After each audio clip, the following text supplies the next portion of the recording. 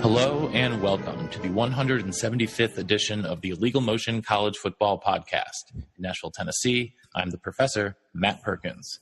And a jailbreak screen across the Harpeth River from me here in the Music City, it's our own offensive coordinator, the coach, Corey Burton.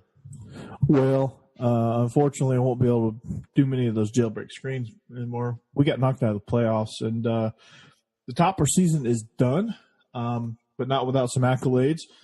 Got to give a shout out to our quarterback who went over 3,000 yards passing.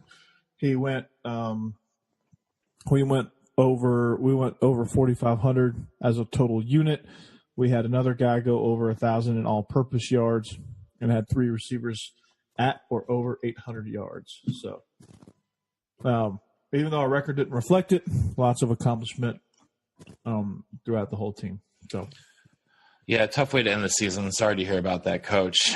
But a man who also was at a losing game this weekend, unfortunately. It's our third amigo in the second city. And a man who I assume will be exercising his civic duty come Tuesday. It's our intrepid blogger from Big Ten Accounting, Josh Cook. I don't know. In a personal side note, Ross-Ade Stadium, 0-2. That matches Pasadena, the Rose Bowl, the only stadium I've been to that I'm 0-2 at. Those are two very different environments, to say the least. Yes. All right.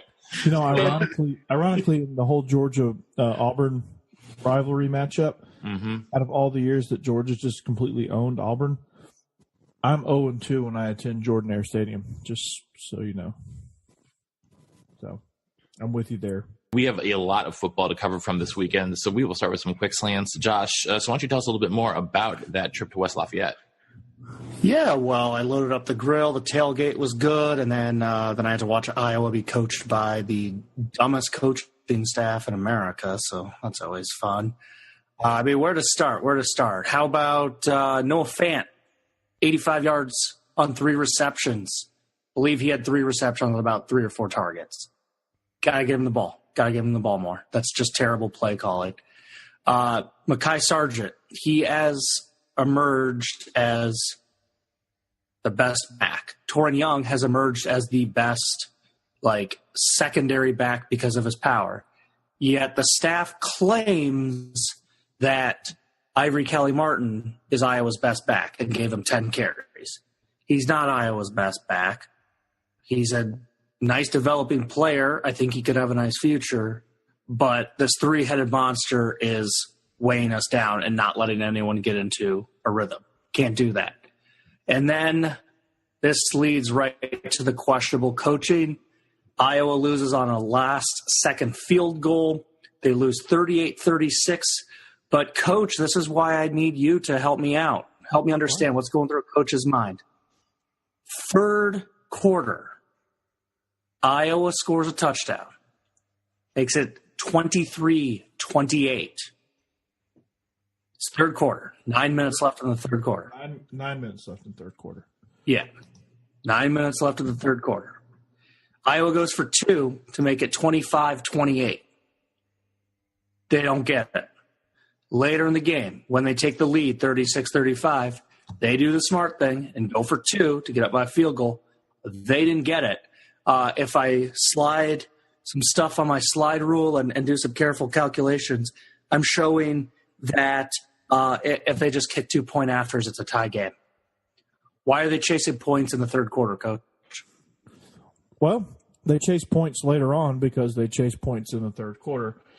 I think that set everything back. I think they should have just kicked the extra point there in the third quarter and then let the rest of the scenarios play out. I think when they scored to go up 36-35, that was the good call right there. Great. And, even if you kick the extra point, a field goal can still beat you. So, what's 1 point in that scenario? But they get themselves in trouble by thinking they have to, go for 2 then in the third quarter. And so early in the third quarter, too, it baffles me because it almost shows like a lack of confidence, to be honest with you. Well, they hadn't stopped Purdue all day, so I'm wondering why they thought that they would hold Purdue at 28 points And then Iowa manages to kick a field goal to tie the game at some point.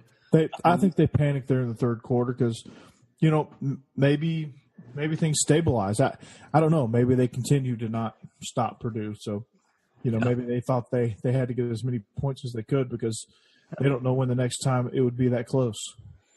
Well, I don't want to jinx him. But Miguel Racinos, maybe they just thought he was due to miss a point after, considering he hasn't missed one in his entire career. Terrible coaching. They are a dog crap program to have to follow. To all young kids out there, just become a fan of any other freaking program. Well, that could lead them to the University of Maryland, which we don't want to do that. All right. Pick a team coached by people with brain cells. Okay, well, speaking of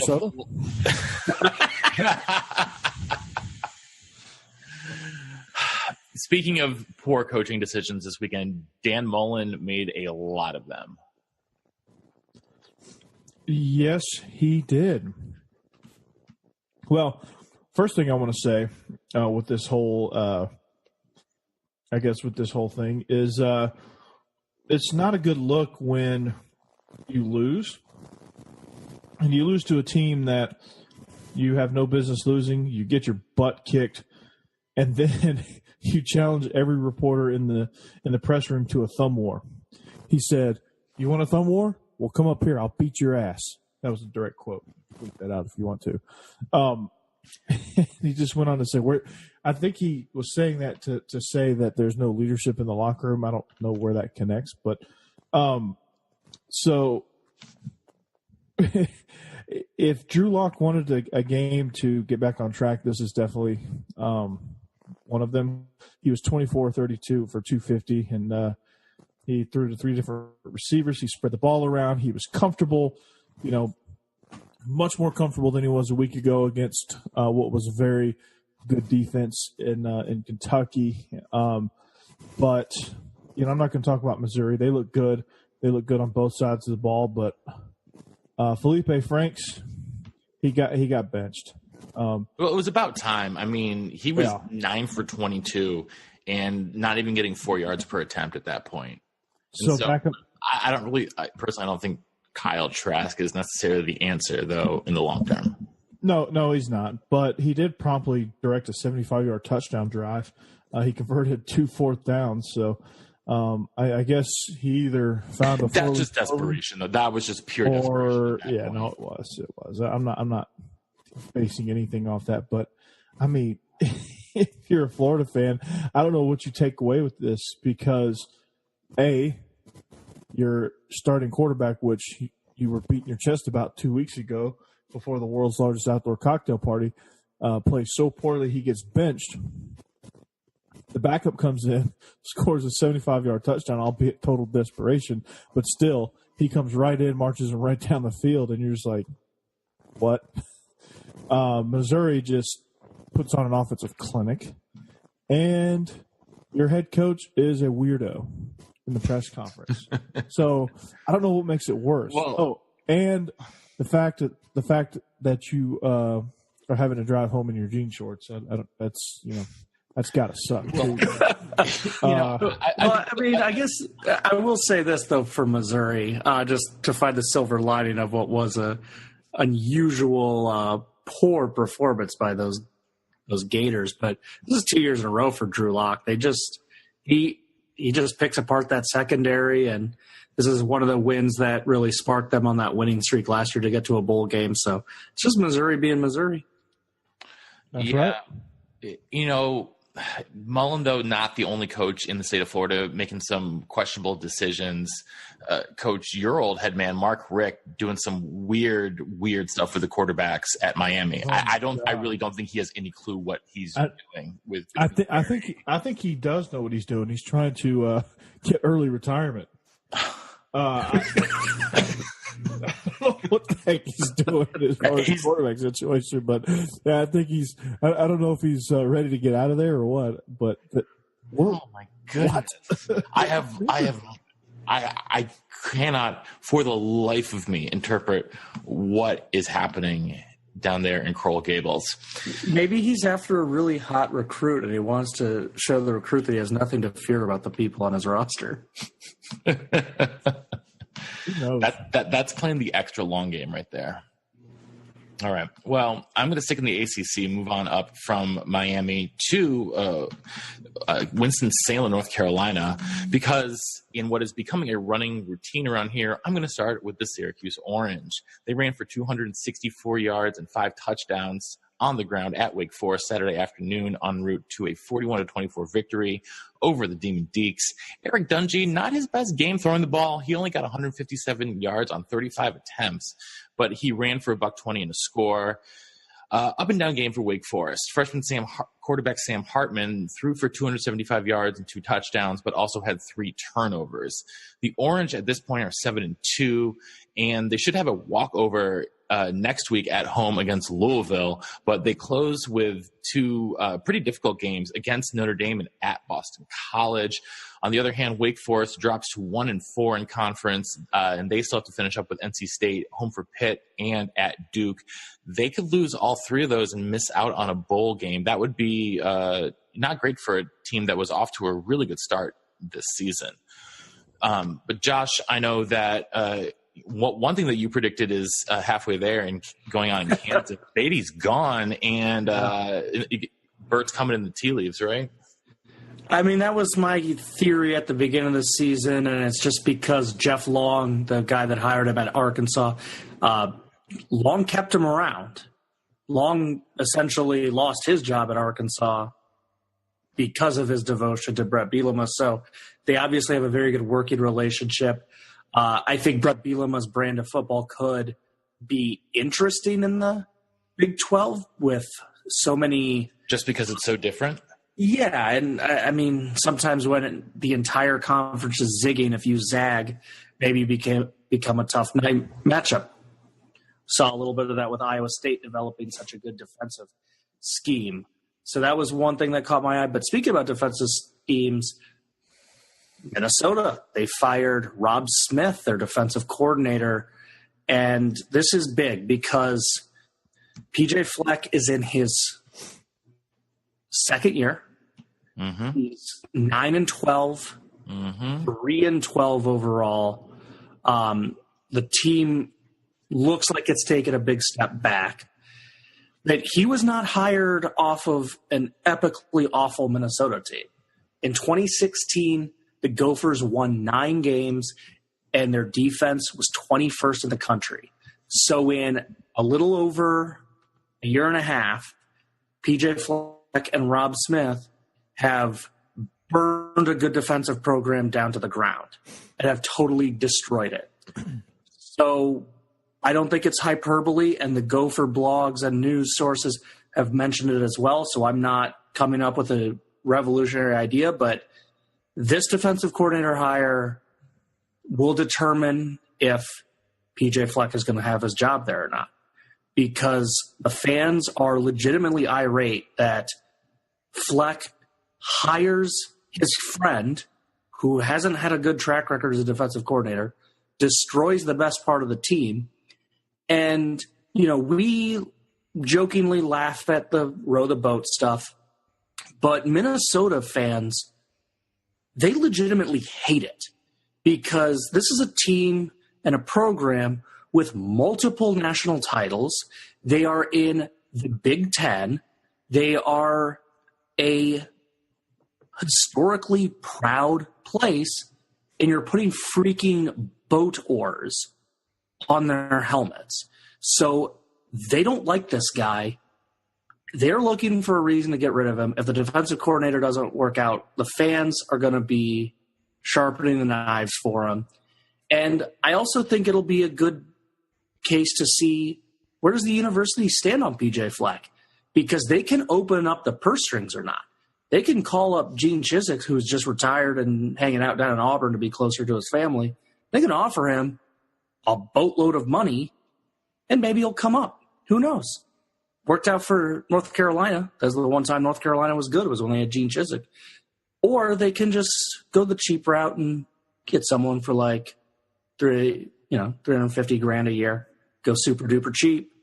And if they do that route, you can end the PJ Fleck era already.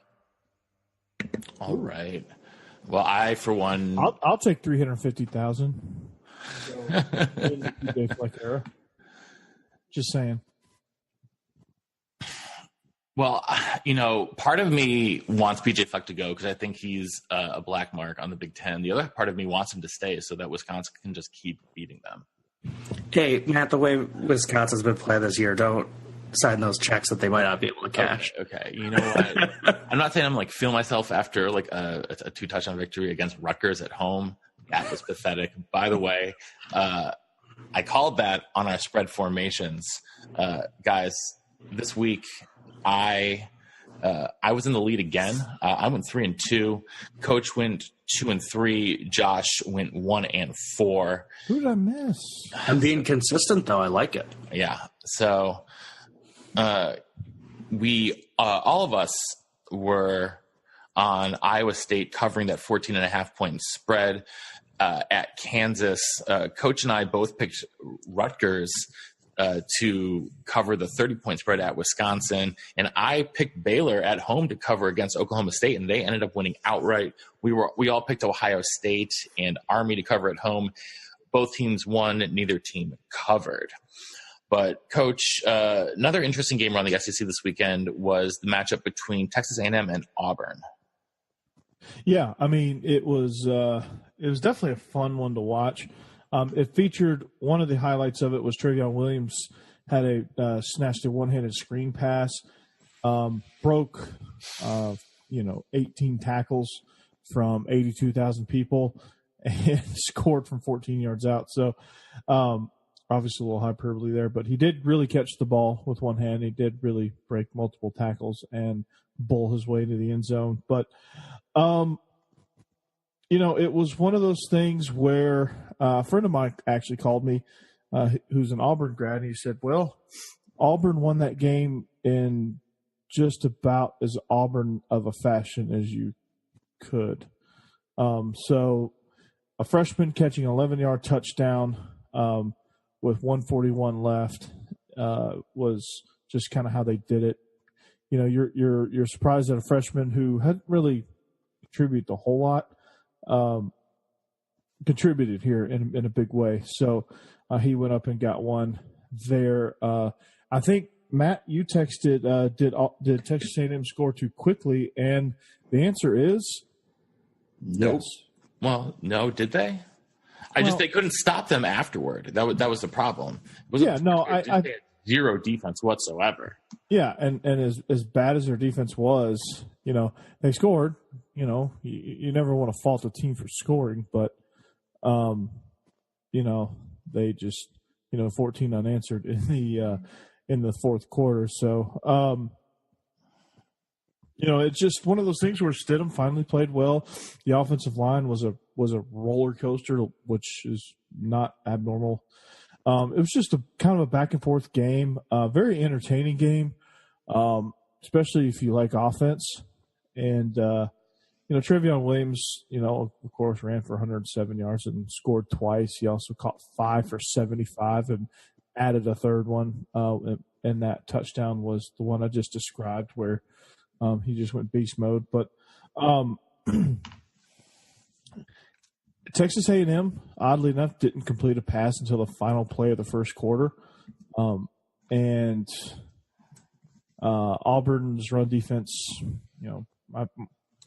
that's another big takeaway. They weren't very good. And A&M just they couldn't stop a nosebleed either, really. And what concerns me about Auburn is their running game still isn't producing anything. They netted minus 14 yards in the first quarter. Their offense went 3 and out 6 times. And that just kind of reflects just how poor they are up front and just how one-dimensional they are. They play a Georgia team this week that, we'll get to that here in a little bit about what they face in that Georgia defense. But lots of good things down the stretch, but it was an ugly, ugly game until these two teams woke up. But it was fun to watch down the stretch, I will say. All right. Well, for my final slant, I wanted to cover something a little, I won't say off the beaten path, but, there were a ton of other good games around FBS, but there was the game of the year in the Ivy League. So, and that was between Dartmouth and Princeton. Both teams came into this matchup with 7-0 records. And while Princeton's offense had been the talk of the town so far this season, it was in fact their defense that led the way in the 14-9 victory. Coach just mentioned ugly game. Well, this was a pretty ugly game throughout. The Tigers held Dartmouth to 213 yards of total offense and were especially effective in shutting down dual threat jumbo quarterback Jared Gerbino. He had only 36 yards and no scores on the ground. The Big Green, though, were able to keep Tiger wide receiver Jesper Horsted under 100 yards for the first time this season, and they kept him out of the end zone. Tiger quarterback John Lovett ran it in twice. Dartmouth had their chances to win in the fourth quarter multiple times. They got good field position, but couldn't even manage a first down. In fact, they didn't get a first down within the last 25 minutes of the entire game. Princeton now up to number 11 in the FCS coaches poll, but because of these silly Ivy League rules, they will not be eligible for the postseason. So even though this is a fantastically good Princeton team and an equally good Dartmouth team, these teams basically, I feel like if you play 10 games, it's going to be 5-5, 6-4 at best for one of them. So, but still, because the Ivy League decides that postseason athletics, or specifically postseason football, is not appropriate for the student athletes, they do not get to participate. So, all right, guys, with that, time to get out your number 2 pencils and grab your blue books, because it is time for the pop quiz. Guys, pretty straightforward question. Since 1920, there have been 20 schools who have had 35 or more points in 10 consecutive games. You need to name those 20 schools. Josh, I will start with you. Well, whenever it comes to scoring, I'm going to go with the vintage Chip Kelly Oregon teams and assume that they do whatever scoring challenge you give us. That is correct. Well, I'm going to start in the Mountain West. I'm going to go with the Boise State Broncos. That is also correct. Josh. Terrible pro quarterback, one of the greatest college quarterbacks of all time, VY. Give me Texas. Texas. Sorry, Josh. Incorrect. That is your first strike. Ooh, really? Okay. Never mind. I'm sorry. I did not write that down on my paper correctly. Texas is actually correct. Disregard my statement. And Coach, have you noticed that during the Vince Young era? He's a tenured professor now, so he can make these mistakes. I know. I was going to say, like, last show, the very first team coach says is Nebraska. You're giving the wrap up.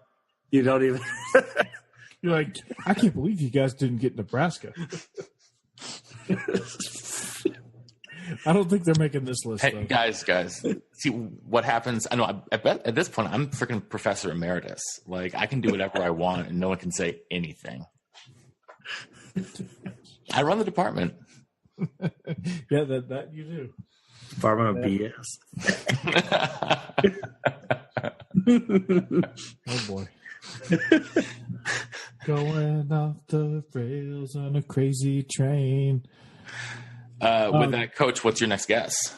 Well, you can't talk about a list of scoring without saying Beavis and Butthead. I mean, BYU. Brigham Young University. Sorry, Coach. That is incorrect. Their longest streak was only 8 games. Are you sure you got that written down correctly? Yes, I am 100% sure. I'm gonna question every single time. Man, that was a good guess. I would have been. What are my guesses? Let's see. Well, between having Kevin Wilson there and a Pirate way back. Also, those Stoops teams put up a lot. They've continued here with Lincoln Riley. I'm going to go with the Sooners. Oklahoma, that is correct. They've done it twice. They have a streak of 13 games back in the 2008 season. Nice. Coach. Well, we've made it through week 10, and so Alabama has got to be on that list. Sorry, Coach. It's only 8 straight for Alabama at this point. But at any point since 1920 have they scored? Nope. Their current streak is their longest. Do you have that written down wrong? No, I do not. It's got to be wrong. Oh, this is going to be fun. Says the national championship game in Sugar Bowl. I'm just going by what College Football Reference tells me. That's 10. Ugh. Okay. I mean, I think Coach is right. Let's bring it up. Let's have a quick pause here. Okay. I will let someone do some vamping, and I will bring up Alabama. So anyone? So here we go. Nick Saban, because this is the easiest way to search stuff is to just look at a coach's record. So 2018, 2017, they have scored 35 points every week except this week when they had just 29. So they were at 1, 2, 3, 4, 5, 6, 7, 8 straight to start this year. So they need 2 from last year. They won the title game coach 26-23, and they beat Clemson 24-26. So neither of those counted. All right. And before that, they scored just 14 points in the Iron Bowl. Well, they got their rear ends handed to them then. All right. All right. So we've got the research proves the professor correct. Oh. I sit corrected. Josh, you're up 3-1. So you're like 1920 thing is tripping me up. So Okay, because I'll give you the reason. Because if you did it before 1920, you got a ton of Ivy League schools and other very wacky random. Like it tripled the number of potential schools. Most of them were either Ivies or, all right, very obscure. So I just wanted to keep it as modern teams. Well, because 1920 includes a lot of good teams, I am going to throw out for you my beloved mid-50s Iowa Hawkeyes. Why not? Sorry, Josh, that is incorrect. They do not have a streak of at least 6. Well, you might have written it down wrong, though. So I know I'm right on this one. Coach. No, I guarantee it. Well, crap. I'm about to get struck out here. Here comes that 0-2 slider on the inside corner. So right now I'm 1 for 3. So I better come correct with this one. I'm going to say the Buckeyes. The Ohio State University. Sorry, their longest streak is 7 consecutive games. And that would be, they did that twice, once in 2014 and 15, and once in 2015 and 16. That is strike 3. Josh, anything else off the top of your head? Well, I had a few oddballs written down.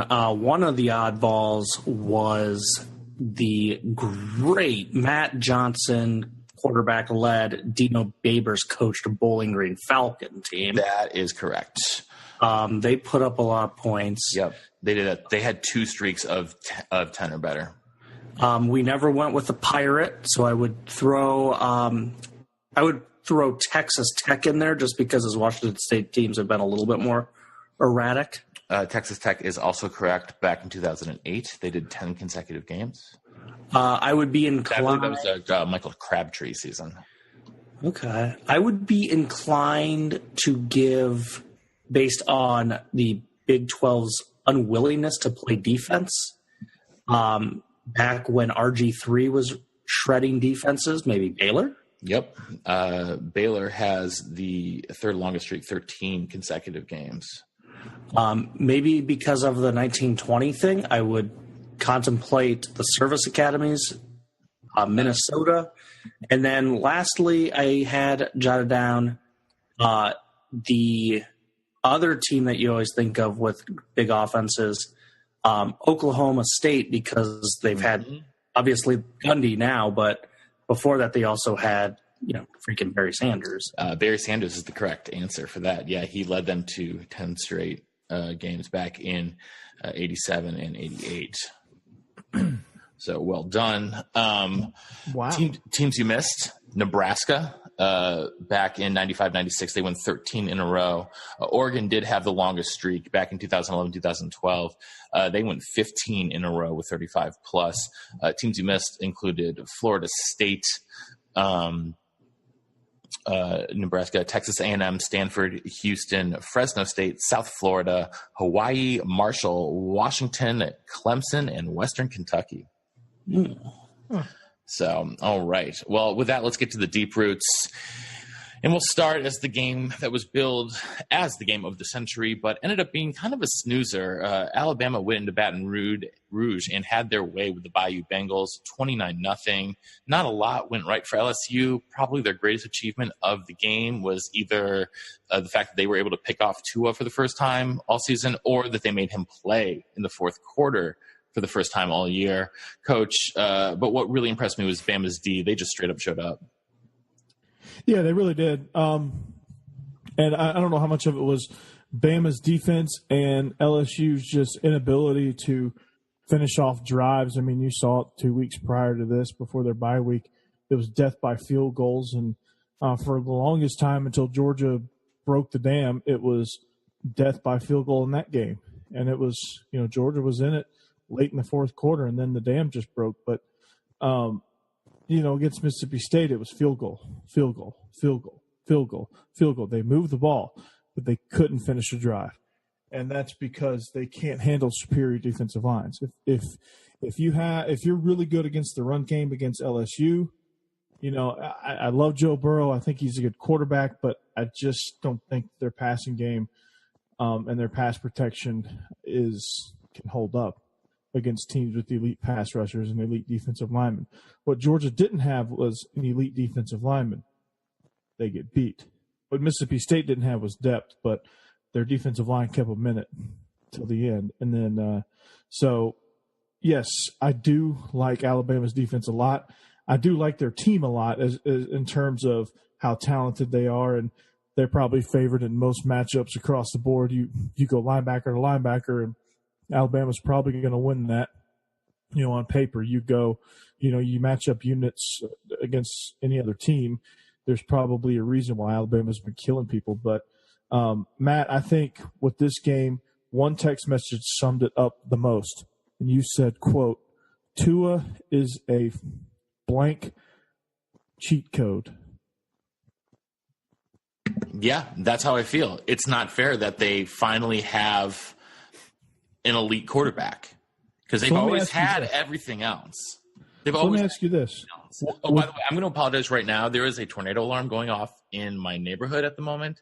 Yeah, I'm hearing the same one. Yeah. So, would you consider Tua the Cyclones? Iowa State's rolling into town. Would you consider Tua the greatest quarterback to ever go through Alabama? Not yet. But Joe Namath. Joe Willie. And no, I don't think he has the Craig McElroy. I was going to say I don't think he has the career achievements of AJ McCarron yet. No, he doesn't have the career achievements. I mean, what is it? Because doesn't McCarron have, 3 titles? Yeah. At least 2, if not 3 titles. McCarron's defensive run. That's like saying Buck Belue has Georgia's most recent. Buck Belue wasn't winning that national championship. It was Herschel Walker and Georgia's junkyard dog defense. But same with McCarron. McCarron's had he's still on an NFL roster, so I guess that speaks volumes. So Kenny Stabler, not too much. Yeah, The Snake, Art Starr, Bart Starr, Bertie Croyle. Cody Croyle, Philip Sims, Who? Greg McElroy. Well, in Josh, This is about where this game is headed. Yeah. So okay. So Josh, I was thinking, I'm parroting off of probably Stu Gotts, but I was thinking, if we constructed a team of Alabama versus the best position groups combined from every other team in the country, who would win the game? So I'm saying, like, you would have Alabama as constructed plus a team made up of like Clemson's defensive line, Michigan's linebackers, and LSU's D-backs. Who has the advantage in that game? Because I think it still might be Alabama. No, it's the zombie team, because it's the same argument as Alabama versus an NFL team. That's what an NFL team is. Yeah, when you group the best of the best of the best into one team. Look, Alabama's going to give them hell. Alabama's going to be competitive for half, but it's just Alabama's the deepest college football team. They're still not as deep as if you're picking the best parts of around college football. Now, there are very, very few exceptions. For instance, if the Buffalo Bills played Nathan Peterman for 4 quarters, yeah, I might pick Alabama in that game. Oh, I think Alabama's favored by 2 touchdowns. Yeah. But for the most part, like that, back when it was the whole like Cleveland Browns or Alabama, it was just stop. Yeah, I was driving for Uber, and I took a guy from this was during CMA Fest. I took a guy from the middle of downtown Nashville all the way out to Hendersonville at 3:00 in the morning. Which, if you don't know where Hendersonville is, that's okay. Neither do I really, but it's 45 minutes away, one way. And we had the debate about the Cleveland Browns and Alabama, and I would say that the paramedics would get their fair share of action in that game because professional athletes, especially the ones up front, are far superior, and that game would be over by the end of the first quarter. It would be like if Hillwood played Vanderbilt. It would be over right away. You wouldn't be able to finish the game. You wouldn't have any bodies left over there for Alabama. Truthfully, yeah. If you want my honest opinion. Well, then that was pretty well debunked. I mean, it's a fun thought experiment, but it's just. And I'm not saying like the best of the best of the best. I'm not saying you're getting like all the top draft picks. I'm just saying like as a position group. So, you have to take the good with the bad. It would be fun to watch. I think it's a fun thought experiment, nonetheless. But I think there's an argument to be made that Alabama has a couple of the best position groups in the countries college to college. Yeah, college to college. I think Alabama's position groups might, be, as good or better than everyone at every single level. I'm with you there, college to college. Yeah. Who's got better receivers? No one. Who's got better running backs? No one. Who's got a better quarterback? I don't know if you saw DeAndre Swift. Okay. So there, I wrote down Georgia for that for my running backs. For a quarter, if you just get to pick one quarterback against Tua still Healthy Mackenzie Milton. He already beat him in Hawaii. Yeah. So Mackenzie Milton was the first name I wrote down. Followed by Will Grier, Kyler Murray, and then you gotta give some love to Gardner Minshew, the mustachioed bandit. Yeah, listen, man. I'm not taking him over Milton. Cal's got a good defense, but they only scored 19 points. Still, 19 points. I mean, everyone's due for one of those games. But you know what? The defense held up. So Tracy Clay's the best coach that Minnesota's had in a long time. Now coaching at Washington State. Way to go, Gophers. All right. I think we spoke enough about that. We can continue from Minnesota to Michigan and Penn State. It was a game of sweet, sweet revenge for the Wolverines at home. They walloped Penn State 42-7. 6 different players scored 6 touchdowns for Coach Khaki Pants and Michigan. Josh, was this a case of Michigan's D just overwhelming Penn State or just bad execution on the part of the Nittany Lions? Well, Penn State was just content with being great again, and it's hard to be elite when you are content with being great. No, I mean, this just was it was a little surprising that the game got out of hand the way it did, but Michigan winning was not a surprise. And I sort of thought Michigan might win closer to like 28-7. Like, I didn't expect it to be a close game. Michigan scored a little bit more than I thought they would, but it was like we talked about in the preview show. Penn State just does not have enough offensive weapons. Penn State has a phenomenal college quarterback. I have no idea what Trace McSorley will do at the next level, but he's proven it in his career. He is a phenomenal collegiate quarterback. The problem is the wide receiver core is really young. They have no tight ends, and they have some good running backs, but they don't have a singular talent like Saquon Barkley. So when Penn State had success in this matchup in recent times, it's because they kept Michigan off balance. They had, does Michigan go in a nickel package and then have a terrible matchup nightmare with a, defensive back on a tight end? Or do they go base and then not be able to cover all the wide receivers as best they want to? There's not that matchup nightmare anymore. Penn State is handcuffed by just graduating so many good players and having a couple leave early for the pros and things like that. Michigan's a phenomenal defense, but this is not a Penn State offense that's as scary as it has been in recent seasons. Yeah, and on a personal note, I think that the Penn State-Wisconsin game this week is going to be an interesting test of two teams that have started the season with pretty high hopes and have gone pretty far downhill. But, Coach, in this one, we talked about Penn State's struggle on offense, but Michigan's offense really got going on the ground. And, Michigan's kind of scary when they get the run game going. Oh, yeah. I mean, it's one thing to have a really good, extremely talented quarterback in Shea Patterson. It's even better when he's not relied on to win the game. He only threw 17 passes. He threw 17 passes. They took him out in the fourth quarter, and his backup broke his collarbone. So, that sucks. But, it's amazing what this offense can do. And they just, if you told me that Michigan was going to win 42-7 and Shea Patterson was only going to have to throw 17 passes, I'd tell you you're freaking nuts. And I would say maybe, I don't know, the defense would have scored 3/4 of those touchdowns. But they scored one of them. They scored one.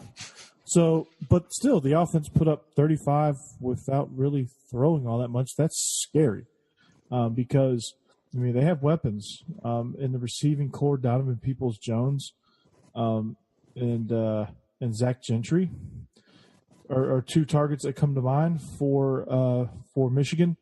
And it's just, my goodness, it's good. Tariq Black, he's another name that took a huge step in his comeback from foot surgery. He had foot surgery, and he caught a touchdown pass. Unfortunately, it was negated by penalty, but still, a catch is a catch is a catch. So, extremely impressed by what Michigan did offensively, and the old Khakis made sure that he put his stamp again on the Big Ten. This was personal from the get-go. You could just see the fire in their eyes and the fighting khakis. Made sure that they let Penn State know what I think they thought Penn State was confused on what an elite program looked like, so they showed them in good fashion. So, yeah. I think this is proving yet again that James Franklin, great recruiter, not the greatest in-game decision maker. No, absolutely. So he continues to kind of and Ricky Rane looks even worse. And I think you just like James Franklin has this confused look on his face at all times. It just kind of feels like he's seeing everything Michigan's doing for the first time, and Michigan's probably not doing anything new that they haven't already done. So it's odd, kind of the way they are, because sometimes they look extremely elite. You know, look like they're on the verge of making that jump from good to great. And other times they look like they're getting ready to jump down a couple steps from good to, well, it would be great if someone called us mediocre, but we're not even that good. So this was one of those days, 75 yards of total offense. Yeah, not the greatest day for the Nits. Well, there was another top 10 matchup in the SEC, and it went down about as expected, at least in the final score in Lexington. Georgia winning handily 34-17. Coach DeAndre Swift, another outstanding game. The Dogs' ground game overall was mighty impressive against a Wildcat team that had been one of the best defenses in the conference. Yeah, I think they were the number one defense in the conference, not just one of them. I think they were the number one in total defense and scoring. They just were stymieing people. I mean, you saw what Missouri did against Florida. They held them to just 14 points and just made them give them fits all day long. But Georgia, you know, I know the score 34-17 is not as wide of a margin as this game was at one point. At one point, this game was 28-3, and Georgia was getting ready to blow them out. But Georgia turned the ball over twice and made this and let them back in. And Georgia's defense kind of got lazy there towards the end and let Kentucky kind of back in. But a lot of young guys. What's scary is a lot of the young freshmen, 5-star freshmen, were getting some of their first significant playing time on defense. I tell you what, I've been talking about the battle at inside linebacker. Holy cow, Channing Tindall came through on that one. He looked like a young Roquan Smith. I'm not going to give him that comparison yet. He's not Roquan. I think you kind of just did by saying he's saying not Roquan. He looked sort of like a young. No. He's saying that when Roquan was a young, inexperienced player, this young and inexperienced player has some of the same shades. There you go. Yeah, to compare to Roquan would be saying, oh, he's just like Roquan Smith. He's not 2017 Roquan. He's 2015 Roquan. Okay. So, but yeah, Channing Tindall looked just one of the faster inside linebackers that I've seen. Again, you talk about running backs, and you're thinking, man, this is a stellar matchup. Swift, Holyfield versus Benny Snell. It's going to be not Benny Snell didn't do anything. And Georgia proved yet again that you can run a tempo offense, pass-heavy offense, and still get all your running in. Swift and Holyfield went over 100 yards. Jake Fromm had a huge day. Justin Fields came in, chipped in with a few big runs. Again, they kind of use him as a running back. It's one of those things that just you watch the game and, Snell ran for 73 yards. He did score. I will say that he went over 1,000 in this game, but he was held to under 100 yards, which is something that not a lot of teams have been able to do.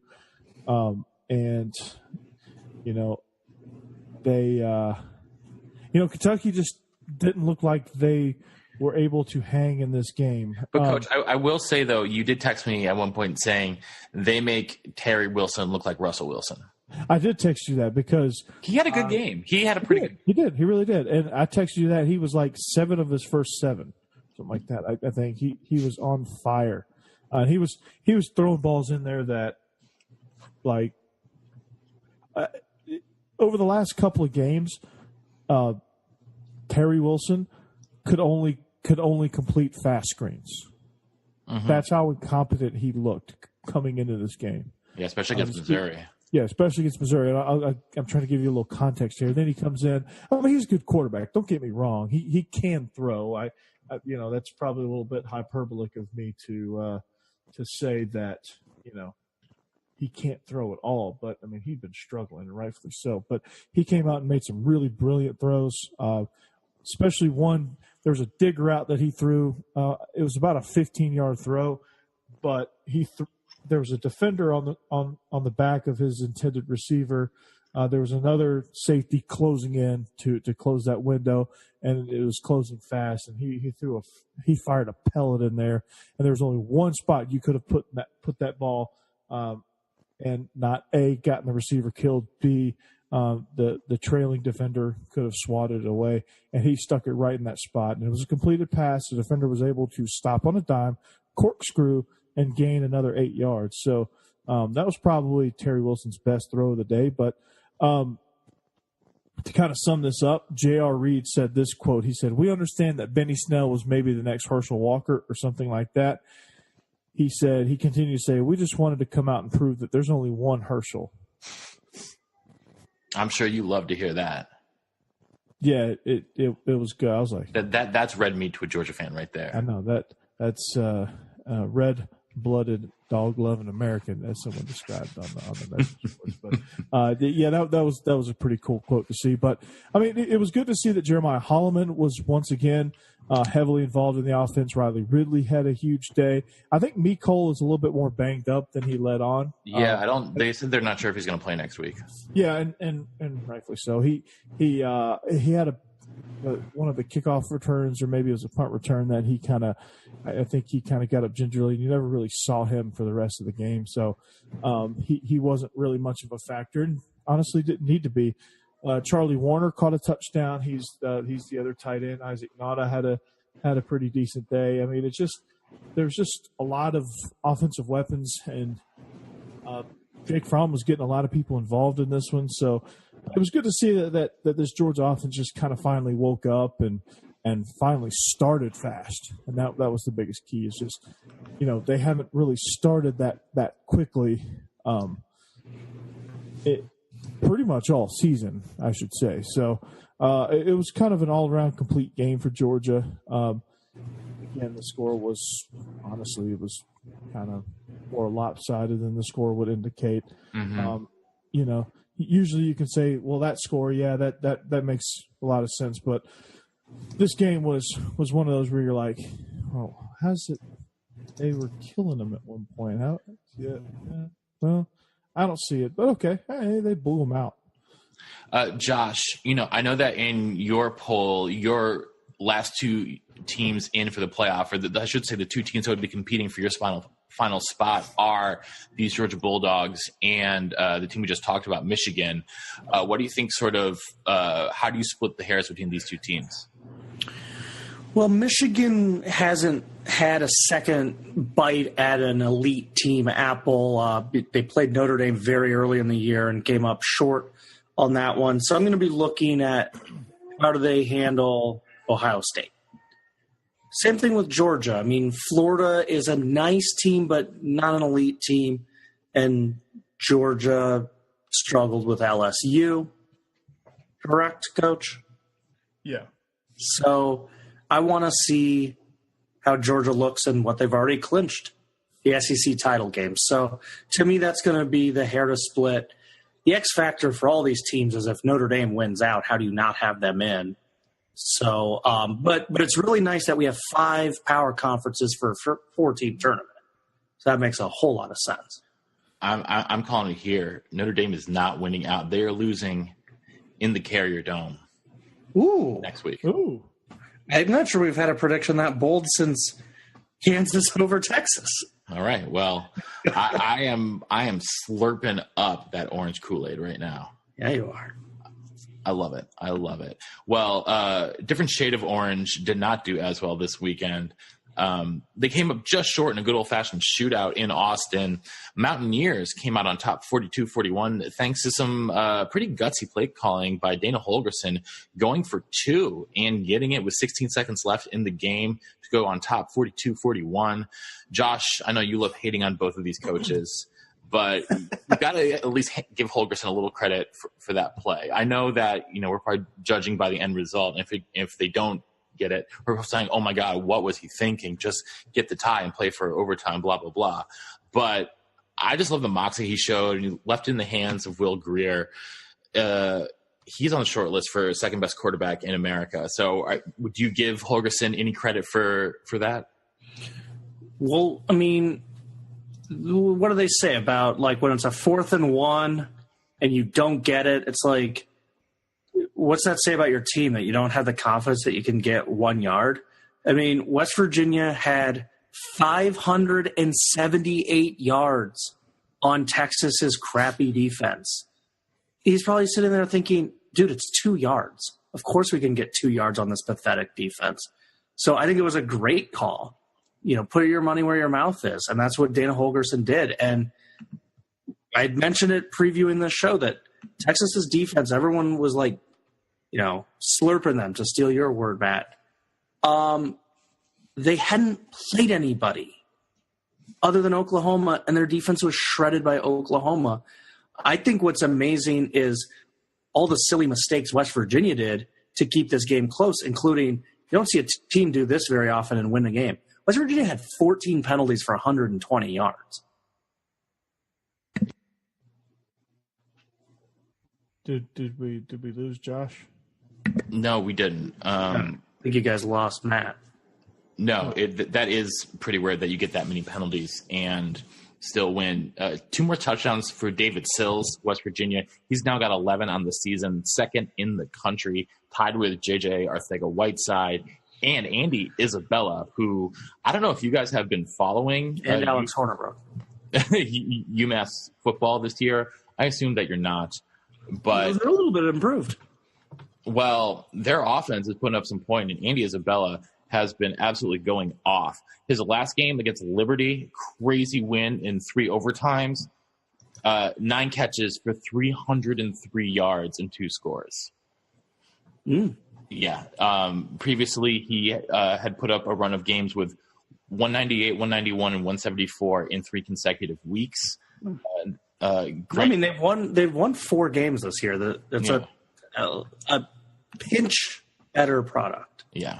Well, they play the Dogs in 2 weeks, so I'll get to see what they're all about. Coach, would you be willing to lose the Massachusetts game if it meant you would upset Alabama in the title game? If it meant we upset Alabama in the title game? If we upset Alabama in the title game, do we still go to the playoff? I don't know. You're relying on the committee to make that decision. Well, I don't know. I guess I'd take my chances. Yeah, I would. That's a tough question. I think I probably would. I think I would take that deal. That is a good question. We should pose that to all the Georgia fans out there. God.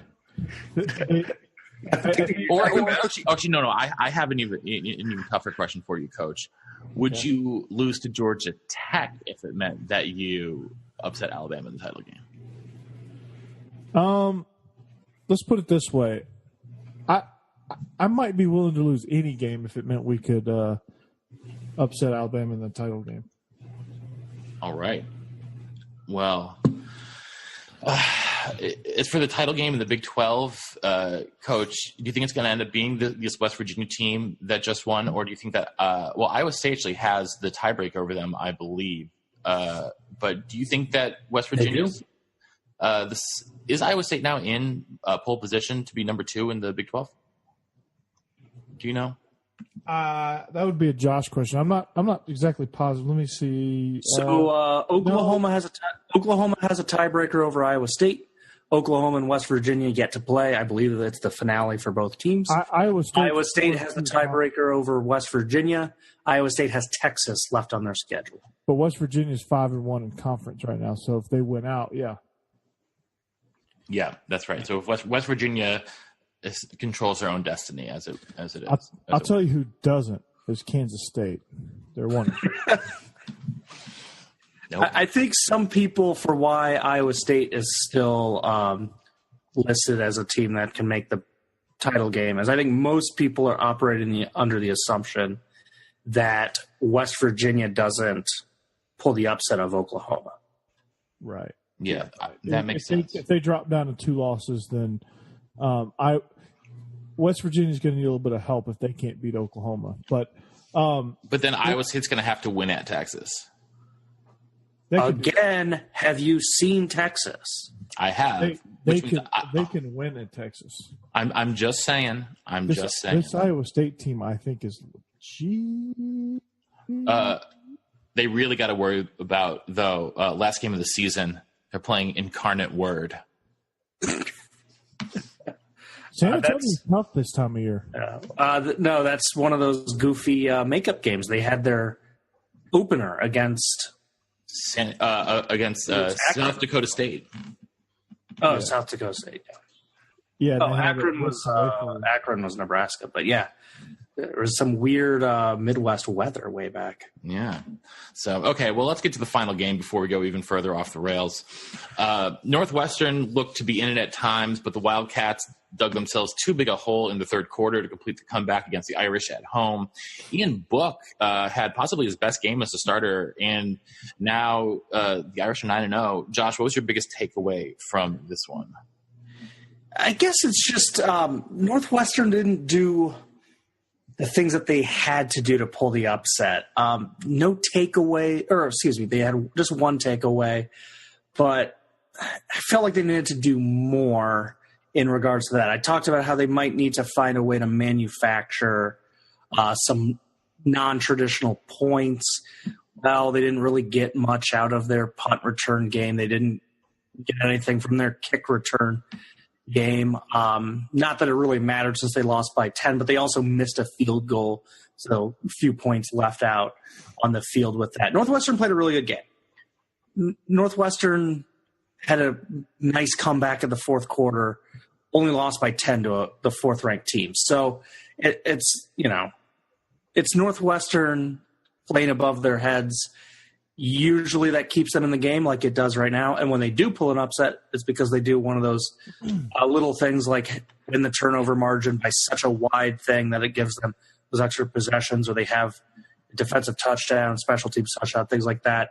But this, Northwestern's just playing with house money. I'm sure the opponent helped them be a little bit energized, but after seeing Iowa lose to Purdue, knowing they have the head-to-head tiebreaker on Wisconsin, I'm sure some complacency slipped in just a tad, knowing that Northwestern's out of the national title race. So this game was kind of meaningless from that. But if they win next week in Iowa City, they've won the division pretty much. Yeah, that's going to be a big one next week. Coach, that brings me to a question. Northwestern is in the catbird seat in the Big Ten West. So my question for you, what is the worst division in Power 5 football? Is it A, the ACC Coastal, which, may I remind you, has Pitt, Virginia, Virginia Tech, Georgia Tech, Duke, Miami, and North Carolina? Pitt's the only team that controls their own destiny. The Big Ten West, Northwestern, Wisconsin, Purdue, Iowa, Illinois, Nebraska, Minnesota. Okay. Northwestern is a team that controls its own destiny. Or the Pac-12 South, which includes Utah, USC, Arizona, Arizona State, Colorado, and UCLA. Oof. I think both of those divisions would steamroll the ACC Coastal. So I'm going to say A, the ACC Coastal. I would agree because in the Big Ten, at least, I think it's a case of good, not great teams, but good teams that have flaws that good coaches are taking advantage of. And I think, you take Purdue, let's say, and drop them in the ACC, Well, they did have an ACC opponent this year, and they absolutely drubbed Boston College. So, which is from the better of the two divisions. So, I do think that the Big Ten isn't necessarily winning any beauty contests, but I do think it might be the best of those three divisions, Matt. Just an FYI, the team that controls its own destiny in the South is, drumroll please. No drumroll, okay. The Arizona State Sun Devils. Seriously, it's the Sun Devils. They have the tiebreaker over USC and Utah, the two of the three teams ahead of them in the standings. The other one is Arizona, who they play. That's funny, but they're still not better than they're still not worse than the ACC Coastal. I don't know. It's not good. It's not pretty down there. Everyone has at least Utah would win going away. They would win that division going away. Okay, this is why I asked the question. I need clarification. Colorado would win that division going away. The thing that sucks for Utah is they just had their quarterback got hurt. Totally is going to derail their season. Yes, because he had been playing out of his mind recently. I will say this, though. Guess who's now tied for first? Arizona Wildcats. I know. But they don't control their own destiny. I don't care. What happens if they win the division? You guys laughed at me in our pregame show. Well, we will certainly take our medicine. I get a mulligan because my quarterback got injured. You know I've been riding Utah. I've been riding Utah hard. Utah. I'm not sure that's how it works. Okay. Well then, I think we have gone off the rails enough for one evening. So, Josh, any final words from you? Well, they were off this week, so we did not bury any lead of any kind. But I did want to touch on one weird story, and that is the Army Knights. They won. They're moved to 7-2. They're still ranked in my poll, but they have a prank that injured the Air Force Falcon and not the mascot, like the actual physical bird. So, yes, I'm all for fun pranks and, taking the opponent's mascot head. Fine, that's like cutesy stuff. When you come up with the idea of kidnapping a live bird, just pause and look in the mirror and go, what the hell is wrong with me right now? That is a very good point, Josh. There is a time and a place for pranks, but, Coach, do you know what that deserves? Come on, man. Ladies and gentlemen, we have reached peak illegal motion. Coach, any final words from you? After that, nope. All right. Well, that's going to do it for us. Hey, wait, you guys, this just in. Tulane scored again on South Florida. Ouch.